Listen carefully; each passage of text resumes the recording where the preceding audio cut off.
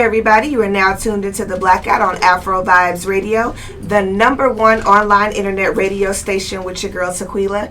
Today we have some guests returning with the ISU PK, but we have a very special individual in the room, the Commanding General Yahanna of ISU PK. How are you doing this evening? Pretty good. Thank you, sis. Thank you so much for coming down. I really appreciate it. I know you said you're from the Philly, New York area, so it was a great thing that you came down to Houston to give us the opportunity to talk to you specifically. I've had the chance to meet other members of your organization, so now we get to hear straight from you. Okay. And I want you to be as transparent, as truthful, say everything that needs to be heard for the Black community. So just to start off with, can you tell us about the origins of the ISU PK or exactly how the movement began? Okay, the movement began prior to the turn of the century. Around the turn of the century, black men came up from Florida who were descendants of slaves and knew that they were Hebrew Israelites. One in particular, one of our leaders, we call him Afrovibes, came up from Florida as well and began to work with the Israelite groups in Harlem. He eventually opened up the Book of Torah, which upon his death, he was killed while trying to teach and convert Muslims at the time. And during that time in the 60s, after his death, or rather after his murder, the brothers got together and opened up the Israelite school of UPK. And since 1969, we've been teaching our people their identity and who they are. Okay, and could you kind of explain what it means to be an Israelite or the background of Israelites? Okay. What it means to be an Israelite is to find out the true origins of black people that came here in slavery. West Indians in the Caribbean, as you know, as most black people know, we don't know clearly our identity in this land. Our brothers in the Caribbean have the same issue, and so do our Latino brothers and sisters from Central and South America. All of these are conquered people. And what the Bible does is open us up to the breadcrumbs that allows us to go back to who we are, to find out who we are. When, in essence, we are the descendants of the original 12 tribes of Israel. And so what being a Hebrew Israelite is and means is to first, of course, find out who you are. Finally get the shackles of slavery of all these identities off of us. And then go back to rebuild your people. Because as you know, they call us African Americans, which are two continents with over 75 countries between the both continents. There's no way we could be African Americans when there's 70 countries. In essence, they're giving us an identity that's a no identity. But going through the historical records of the Bible and the scriptures, we find out that we are really those descendants in captivity again, waking up again, coming back to our identity. So being a Hebrew Israelite is to walk back on that road and correct what was done so wrong to us for the last 400 years. What's your perspective on individuals in the black community that put Christianity on this pedestal? Okay. And I spoke to one of your members about it. You know, they try to condemn a lot of individuals that don't follow the Christian way. I know I grew up in a Christian household. My dad's a pastor, but I've actually separated myself from that. I feel like I'm more conscious and open to other things now. Okay. And I know you said, you have the Torah and you're learning how to find out who you are. Where do you think Christians are kind of going wrong? Well, we go by not just the Torah, but the entire Bible, Old and New Testaments. And where Christians are going wrong at is simple. In slavery and shortly after slavery, we were forced into the Baptist religion.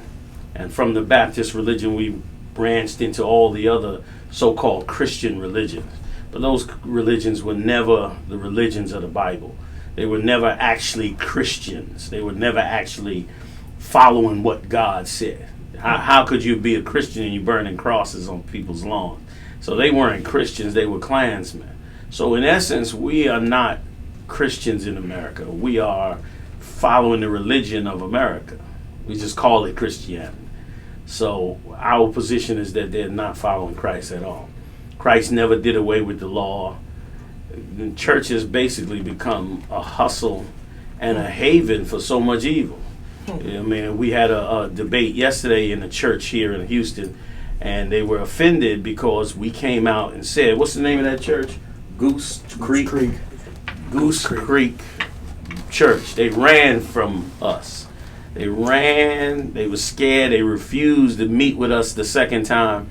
And that was because we exposed how the Christian church does not follow God. If you go to the penitentiary and you ask, all the murderers what religion they are, they'll tell you they're Christians. If you ask them what their parents were, they'll tell you they were Christian. Yeah. If you ask the rapists, the child molesters, the homosexual community has found a social haven in church. They're on the choir, they're becoming preachers. We see what happened with Eddie Long and others. The place for black homosexuality is in the church. The beginning of the down low started in the church. So this is not a place that is Christians. This is a place that is everything that is anti-Christ. So I guess for me, the confusion comes in places, you have these black Christians that's trying to, quote unquote, follow the laws of the Bible. But I almost feel like they use Christianity as a way to constantly forgive themselves for the things that they know they shouldn't be doing, almost in a sense.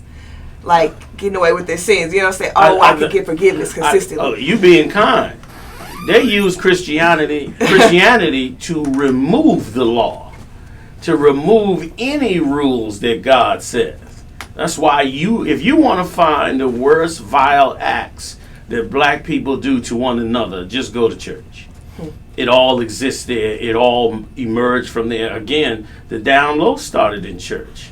The lesbian movement emerged in church. Barack Obama and Michelle Obama, who both spent 20 years in a black church, were some of the biggest proponents of black homosexuality, things that are against the Bible.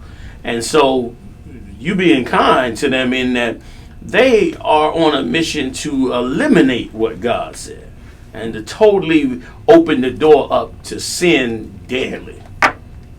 I guess in my mind, I can't understand how black people would want to follow this religion that white people have put upon them, especially during slavery, and not be open to the truth that there's other things that may be more realistic than that. Well, we have to be careful. And here's why we have to be careful. Because we don't want to throw the baby out with the bathwater. The Christian church and the Christian religion is really the religion of Babylon. It's actually an African religion, what's going on in church. From the design of the temple, from the practices of the temple, are all Babylonian ways of life. But what we got to remember is that the Bible is still a black book. It's a book about black people. And those black people have an identity and a way of life that they are to follow.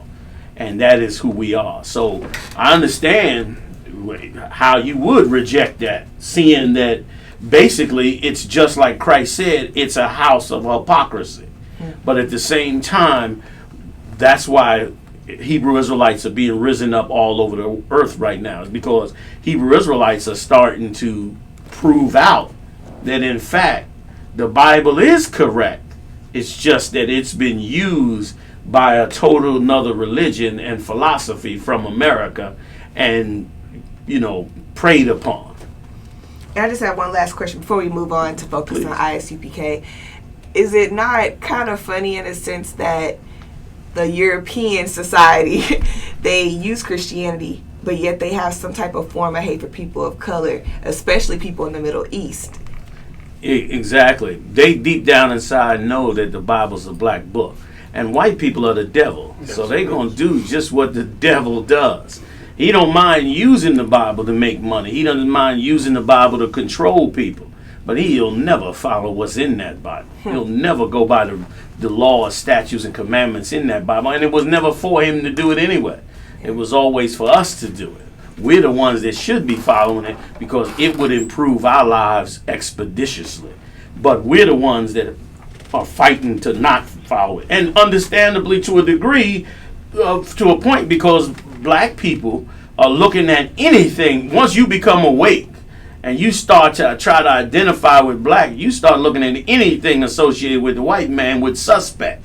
But looking at the Bible, we better remember that in that book, it clearly tells you Christ was black. The Jews was black.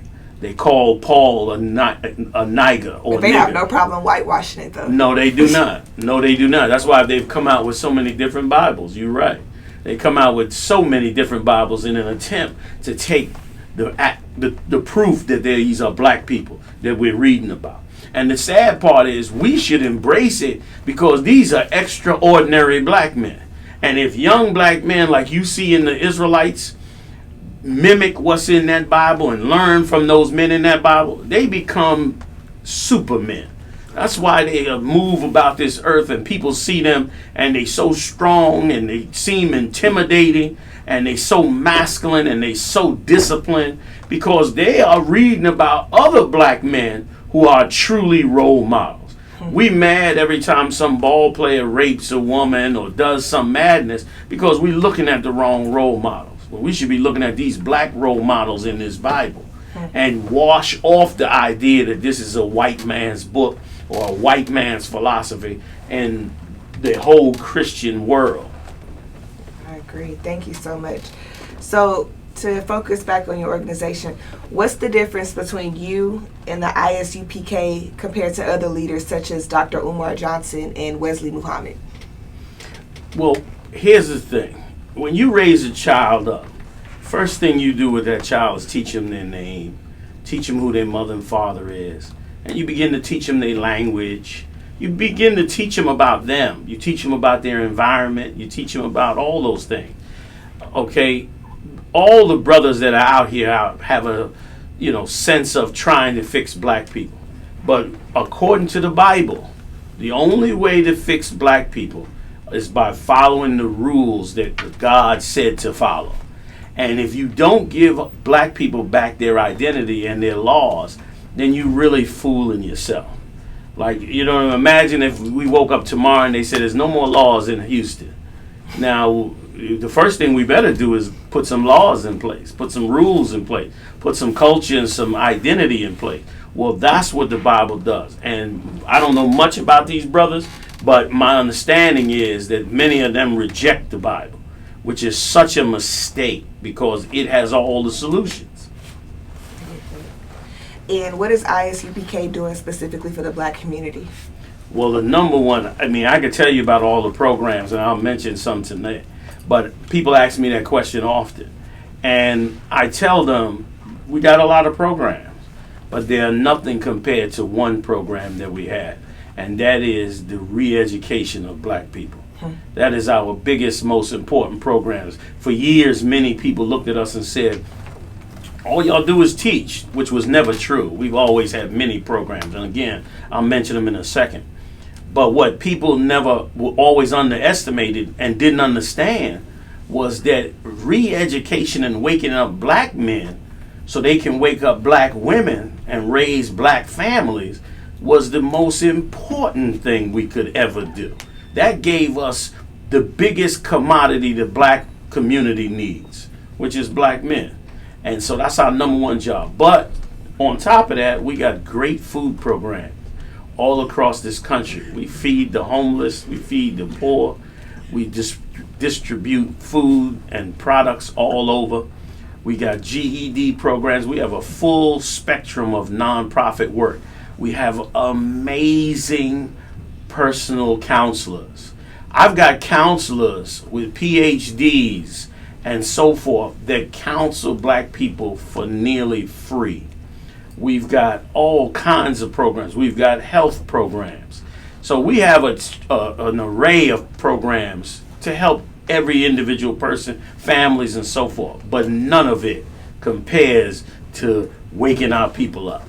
How can people actually find out more information about these programs or, re-educate themselves through the ISU PK? They can simply go on our website, ISUPK.com. ISUPK.com. And also, how many locations and schools does the ISU PK have outside of Houston? Oh. I lost count at something like 30. I hear now we way past that, right? But I stopped counting.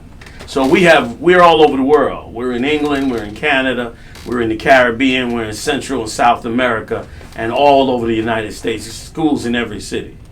Yeah, I know you mentioned earlier, you know, everybody that's a part of, well, that's in the studio with us right now, they're from all over America. Sure. That's just in here. So it's kind of crazy that I'm just even learning about the organization, because the way I found out was I actually was connected with him. I seen him on a video. He was standing outside downtown, I guess, talking to the individual that was passing by. And I was like, you know what, let me really listen to this and ask him if he can come on here and kind of express what y'all really do. Okay. And sitting with you is kind of crazy, because it's so many people who are, like you said, it's a time to be conscious now with Trump in office. Right. And we're wanting and we're yearning to know more truth. But sometimes we don't even know where to start. You know what I mean? Well, so what would be your suggestion for us? Like, where should we start? Well, first of all, we have to do like God said, which is, he said, go into the highways and byways. Well, you want to find out how do we get black people fixed? How do we start to come together? The first thing we got to do is reject all the institutions we've been following. We got to reject the NAACP. We got to reject all of the ones we trust in. We got to reject all the philosophies of all our leaders. We got to reject all our churches. We got to reject all of it. And you know what we got to do? We got to walk out on the street and find those brothers who are standing up without anybody backing them up and bringing out the truth of our problems. Because the minute we walk into those institutions, we can't get our problems fixed.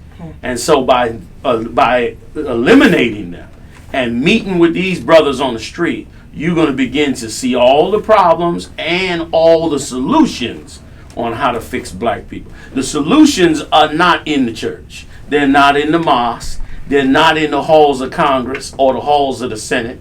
No nation has fixed itself from the inside out. It always was a revolutionary, semi-revolutionary way that brought change to black people and to people all over the world. And so the same has to happen with us today. We have to come together, those that are like-minded and awakening, and begin to follow this Bible and start by getting out on those streets and finding those brothers who are actually following the way that you fix the people. And that's how we get it done.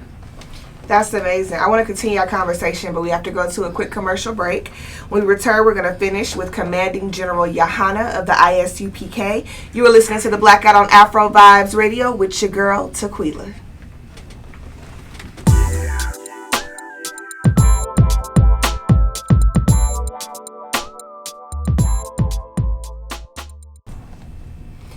Hey guys, you're on the BlackOut on Afrovibes Radio with your girl Tequelia. We're still in the studio with the Commanding General Yahanna of the ISU PK.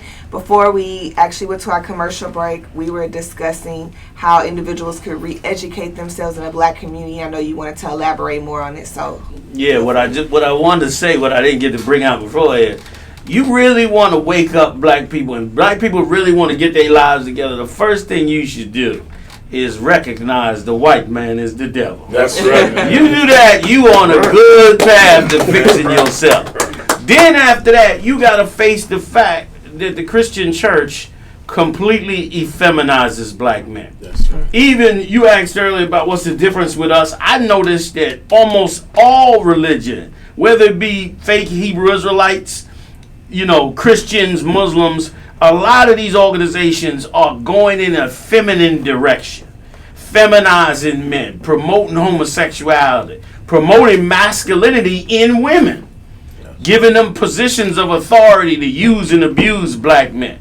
This society, period, helps destroy black men. Child support, divisions in the family, breaking up families. And forget about the police brutality that has been going on. That's right. We living in a society. First of all, anybody that begins to wake up realizes what? That a family structure is the husband, the wife, and the children. The white man, like any other empire that has ruled the earth over people, destroys the men of the people they capture. so that they can control that society. And our black men are destroyed. Why? Because the white man's the devil. And all these institutions that I mentioned earlier all take away the masculinity of black men. That's why when you said you made a statement earlier, you said, whoa, all these brothers in here. You were joking, of course, but you also was able to pick up on the discipline and masculinity of these brothers. And the reason it seems so shocking sometimes when people see us is because every institution is taking it away from them. Every institution is trying to make black men halfway homosexual, man. Destroying a family. Listen, the only law, I could go out today, I bring this out all the time, I could buy a house for $1 million today. I could default on that loan. I could owe the bank, $950,000. There's nobody going to come and put handcuffs on me and put me in a jail cell. But if I miss two $25 payments for child support, there's a warrant for my arrest. That's draconian. That's right. That is slavery. That is to destroy us. Right. Government agencies pouring drugs in our neighborhood. How you stop all this? Reject the white man. He's the devil. That's recognize. Right. Right. And go back and now get into these streets with these brothers and rebuild who we are.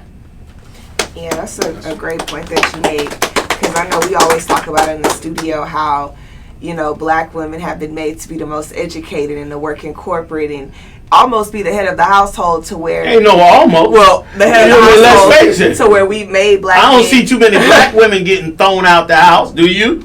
This there's black true. Men go to the Chinese restaurant at 11 o'clock on any night. There's 30 black men lined up trying to get a plate of food. Why? Because they got no home. They got no family. They got no wife. Why? Because the white man, it's his intention to put the woman in charge. And here's what's so deep about it, sis. Black people want to reject the Bible and want to treat it like it's a white man's book. When wasn't it in the garden that the serpent told Eve, you would be in power, you would be great, you would be like a god? And here we living in a society that is designed exactly like Satan promised Eve in the garden. So the Bible must be true. And the white man must be the devil. That's right. It's time for us to look at. That's so right. You're right. They want a woman to be that way. So, and our greatest women see that and go back and cleave onto these brothers and fix and help and build and free them out of the hands of this white man. There's nothing wrong with a sister being educated. Go get that PhD, that master's, that BA. But just like you said, you didn't want to leave your own for something with that beast. So through the grace and mercy of the Lord, if all our sisters did that, man, we would change black America. Black men would then, instead of worrying about having to come and bow under some white man, would go out and do what these brothers do. Fix other black men, fix other black families, fix other black kids, and set up all kind of programs. If I could bring a couple of quick points, if I could. We walking around right now, the government is paying $75 a week to $150 a week for daycare centers for children. All these brothers freed up across this country could be taking care of those children, and that money could be back in the black community. The white man claiming that he ain't got no money for no schools and school books. We got hundreds of thousands of black men that, if educated right, brought back to the laws of the Bible, we could open up our own schools. Tell the white man, keep your school money. We'll raise our own kids, putting 40 and 50 of our kids in a classroom. That's a recipe for disaster. You go have 10 kids in your house on the weekend. By Monday morning, your house be turned upside down. So how you going to put 40 kids in a classroom? Only a beast does that. And that's what he's done. So how do we fix it? Let's go on and get these brothers back. Fix these brothers. Bring our identity back. Get our culture back. Make ourselves invincible against the brainwashing and the drug addiction he's pouring on us. And guess what? We're going to have a mighty, wonderful people. That's right. And it's two things I want to say to that. The first is, I have a son, he's 5. and I see how they kind of treat him within the school. Already. 5. Yeah, he's just getting in the door. He's already had to deal with racism. He's in kindergarten. He's already had to deal with that. And I've noticed that the public school system is almost a direct reflection of the prison system. They're teaching them how to follow directions. Yeah. That's what it looks like to me. And the second thing is, I definitely feel like we should have our own schools. You know, it shouldn't be that many kids in a classroom, because it's almost like we're learning stuff that really isn't going to be any more valuable to us once we graduate and get out, versus like you're teaching us about American history, but you're not teaching us how to be financially responsible. So when we get out, we have a credit score of 300 and we only 18 years old. We can't go out like the white kids and go own a business or take over daddy's, whatever he owns. You know what I mean? It's like they don't teach us the things that matter the most to us. And if I could add something to it, you are so right when you say they don't teach us the things that matter to us. And you know what is the number one thing they don't teach us that should matter to us? They don't teach us morals. You go to school all the way to the 12th grade and never learn how to be a moral person with other people. Never learn how to interact with a man and a woman. Never learn how to resolve conflicts with another black man. That's why we fight soon as somebody step on our toe or bump us through a doorway, because these things are not being taught. But guess where they are being taught at? In the Bible. The book that they done got us to reject is where all this knowledge is at. All this knowledge that they want us to put to the side. And earlier, when we were talking in the first part of the show before we got on air, you had mentioned we're living in a society now where basically you should pretty much be waking up with Trump in office, right? Exactly. You should be more conscious, because if they didn't say how they felt before, they're making it clear how they feel now. They saying it every day. The Klan runs the White House. They say it 7 days a week. But one thing that's funny we talked about in my household the other day is, you know, they had all these marches since Trump has been in office, right? All these people protesting. And the number one person that they have on their side but that they still control is the white woman, right? That's right. But all of a sudden, white women is coming out saying all these sexual harassment charges. So it's like we can't take them out of office, but it seems like they found a different way to start exposing their own men. So it looks like it's crumbling on its own without black people even having to intervene. That's a good point, but you know what is an even more frightening point? What's an even more frightening point is a white woman can say somebody touched her behind, and that white man is going to lose a $25 million job.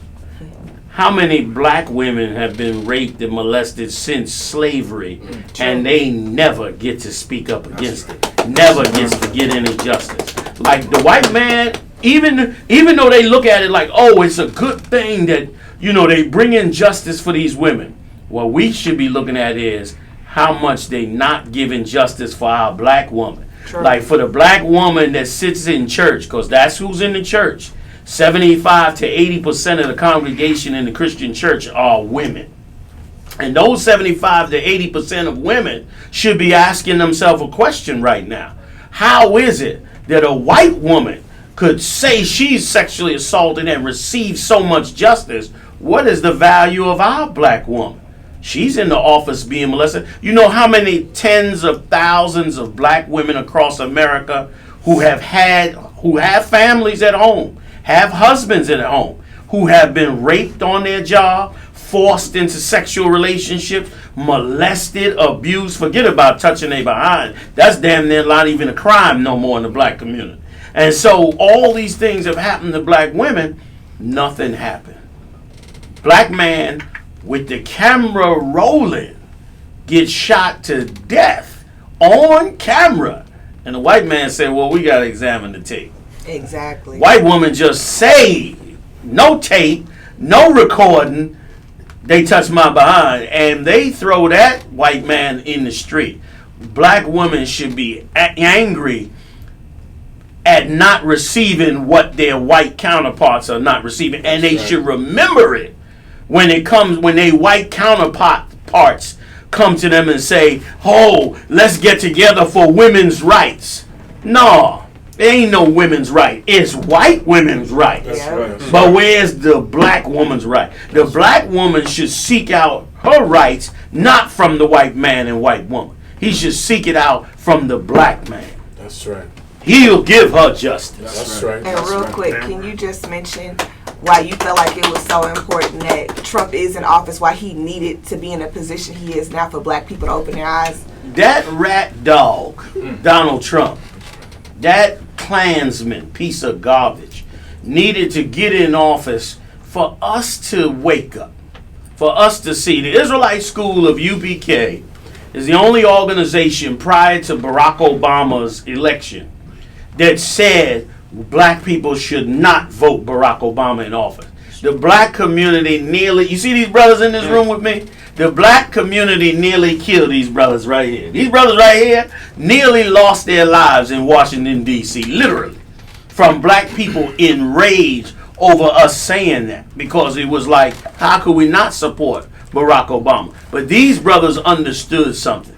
They understood that Barack Obama was just the Trojan horse for white people to come out with how they really feel. It's just that they hate us to this day and have always hated us. And now that Barack Obama had his time in office, they now feel comfortable coming all the way out and being the devils that they've been. So what was good about it, even though we should have never done it, what was good about it was it now smacked in the face of all this civil rights talk, of all this love the white man, let's all come together, America's one. We now wake up and find out, oh, we realize America's not one. And anytime if you think different, go ask the Mexicans that's being put in cages right now.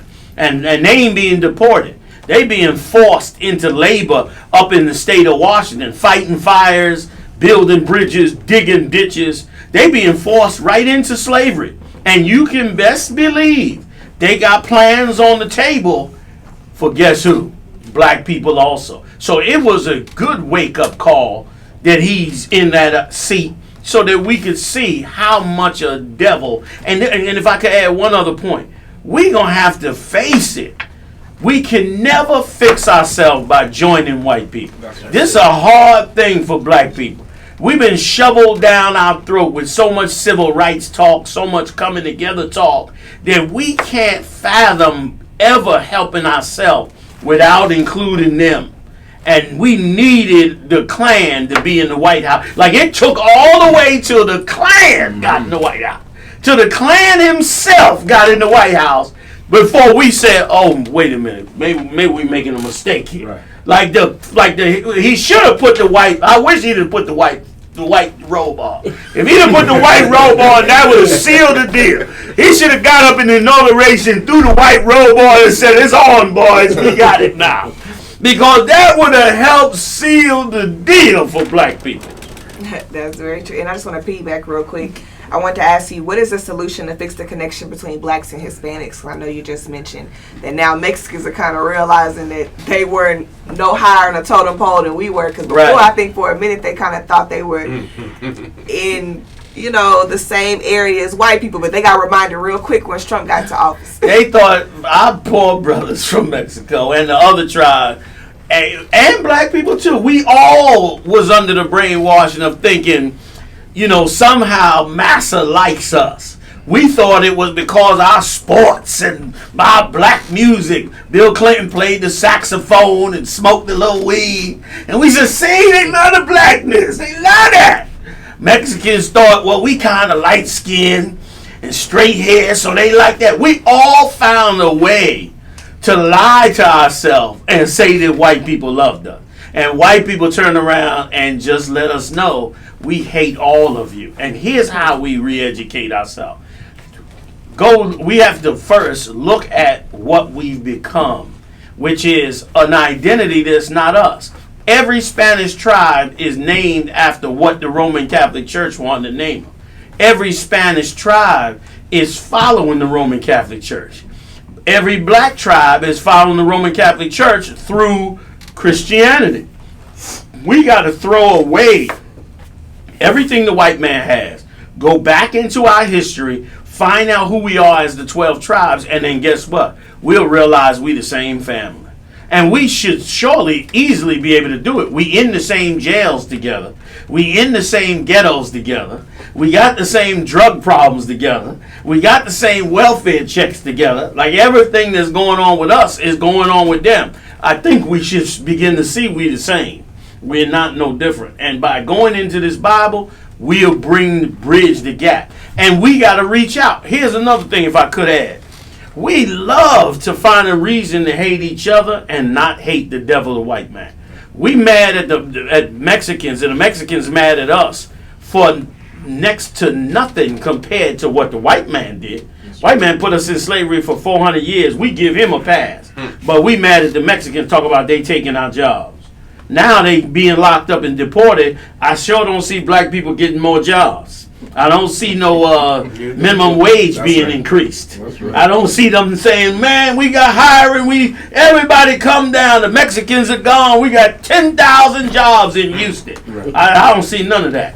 I see black people in the same position they was in before they started deporting the Mexicans. Why? Because, again, we're going to find the smallest reason to hate each other. And divide and conquer. What an evil white beast. That's right. To make us hate the Mexicans over jobs that the white man ain't giving us. What an evil beast to make the Mexicans hate us over God knows what that the white man created. If we don't have jobs, it ain't because the Mexicans. It's because the devil, the white man, won't share the wealth with us. So what the hell we mad with each other for? Once again, you only learn that if you take a chance and open up a black book called the Bible. And realize it's a black book. This is a book about niggas. Right. Straight up. Like we got you can go to any country in the world, they got gods they created. But where's the nigger God? That's right. The nigger God is that Bible. That's right. Well, real quick before we get ready to wrap up and get out of here, I just want you to explain what's the difference between the ISU PK and other black organizations nationally. Well, the ISU PK is not an organization. We are a nationality, an identity, and that's the difference with us. The difference with us is that we truly are a people just like other nations around the world. The only difference with us is we've been in exile and our identity has been taken away from us. People create organizations all the time, but only through your ethnic heritage do you identify with who you really are.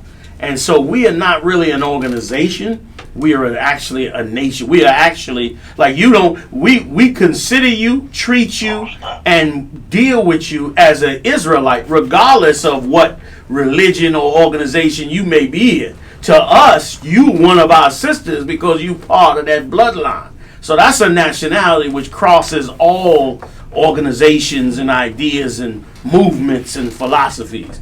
We need the truth about who we are, what is our bloodline and who we are, and that's what the ISU PK does.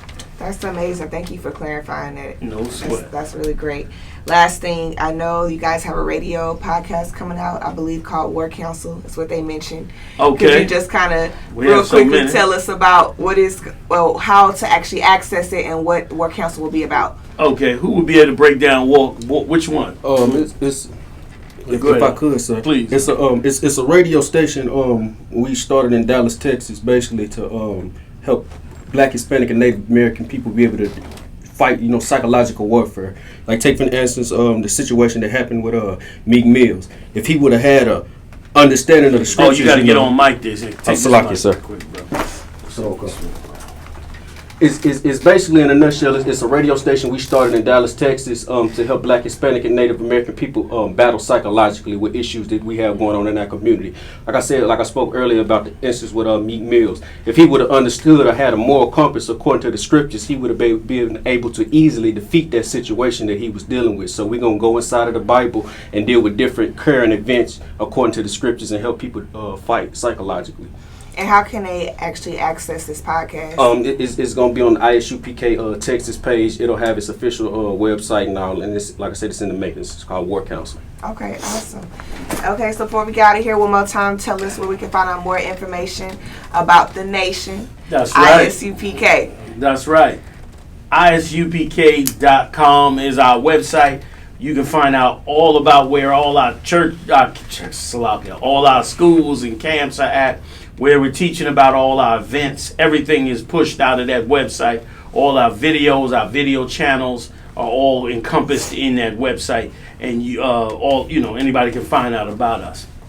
Well, thank you so much. Again, we have Commanding General Yahanna of the ISU PK and a slew of his nation is in here today. They came deep, so they real. They about this. Again, we want to thank you guys for tuning to the Blackout. We're your girl Tequelia on Afrovibes Radio, the #1 online internet radio station. Please make sure to check out our Facebook and Instagram pages at the Blackout Talk Show and our Twitter at the Blackout TS for behind the scenes and more. And to stay up to date on our previous discussions and future events, please visit Afrovibes Facebook and Instagram at Afrovibes Radio, Twitter at Afrovibes Radio with an S, and lastly, listen to us online at www.afrovibesradio.com or simply download the Afrovibes Radio app on the Apple or Google Play Store.